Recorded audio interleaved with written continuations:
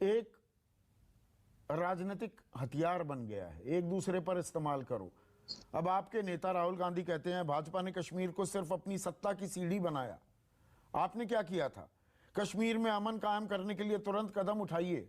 तो 2004 से 2014 आपकी सरकार थी, पूरे 90 के दशक में 96 तक आपकी सरकार थी। सबसे ज्यादा बुरे हाल तो उसी वक्त हुए कश्मीर में।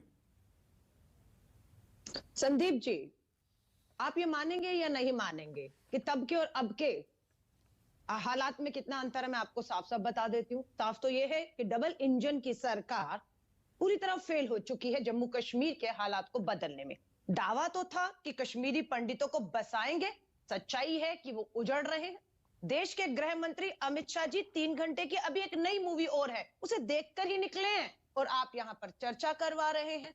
अंतर बता देती हूँ, 2004 से 14 डॉक्टर मनमोहन सिंह जी की सरकार और अब 14 से 22 में 8 साल इनकी सरकार। बताती हूँ, तब 370 था, अब 370 नहीं है। तब क्या था और अब क्या हो रहा है? ये कहते हैं बीजेपी के अच्छा, अमित शाह 3 घंटे की मूवी देख कर निकले, राहुल गांधी लंदन में बैठे ट्वीट कर रहे हैं।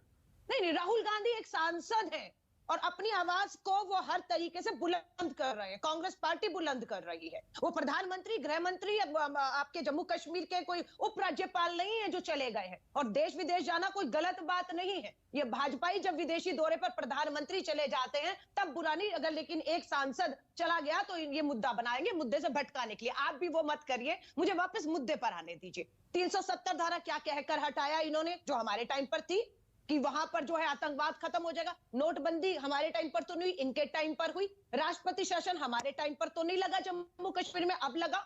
जम्मू कश्मीर लद्दाख के टुकड़े हमारे टाइम पर तो नहीं हुए जो अब इन्होंने कर दिए हैं। वहां पर पूर्ण राज्य का दर्जा हमारे टाइम पर तो नहीं छीना गया जो अब छीना गया। हमारे टाइम पर लोकतंत्र था, चुनाव था, जम्मू कश्मीर वहां से चलता था, ना कि दिल्ली से चलता था। आज जम्मू कश्मीर को दिल्ली से रिमोट कंट्रोल से चलाया जा रहा है। मूवी का प्रमोशन जम्मू कश्मीर पे, कश्मीर फाइल्स मूवी के प्रमोशन को ही, उसकी 100 करोड़ पार करने को ही अपनी उपलब्धता बताते हैं। अब आज भाजपा के प्रवक्ता को क्या शब्द यूज किया? और जो कश्मीर में जिहादी माइंडसेट की जो बात की अमित रैना ने, हाँ। जो जहर उगलते थे लोगों के अंदर, ये मानसिकता घर करने का जिन्होंने काम किया, उनके लिए रेड कारपेट वेलकम भी। तो अब यासिन मलिक को उम्र कैद की सजा सुनाई गई, वो 30 साल, और इसमें बीजेपी भी शामिल है पर आपकी सरकारें भी।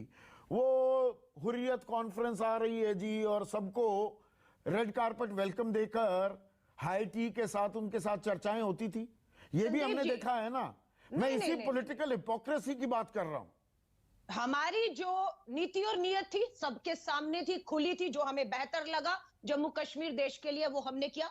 लाल कारपेट हमने बिछाया तो इन्होंने रोल क्यों नहीं किया? 8 साल में उस लाल कारपेट को हटाया क्यों नहीं?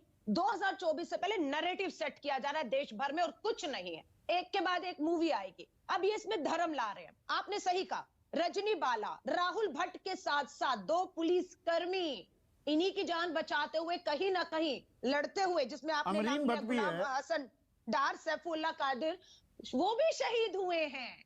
लेकिन बात सिर्फ कश्मीरी पंडितों की इसलिए आती है कि हमारे कश्मीरी पंडित भाई बहनों को इन्होंने सपना दिखाया था, इन्होंने उनके मसीहा बनकर आए थे। आज एक मूवी के तौर पर सोचते हैं हल हो गया, उनकी भावनाओं से खेलते हैं, उनके आंसुओं से खेलते हैं। और लास्ट सवाल भाजपा प्रवक्ता से, उन्होंने कहा सुपारी दी जा रही है। सरकार किसकी है? सुपारी क्या कैश में दी जा रही है या पेटीएम से दी जा रही है, या हथियार चीन और पाकिस्तान से आप रोकने में विफल हो गए पिछले 8 साल में? ठीक है, राजनीतिक आरोप प्रत्यारोप हो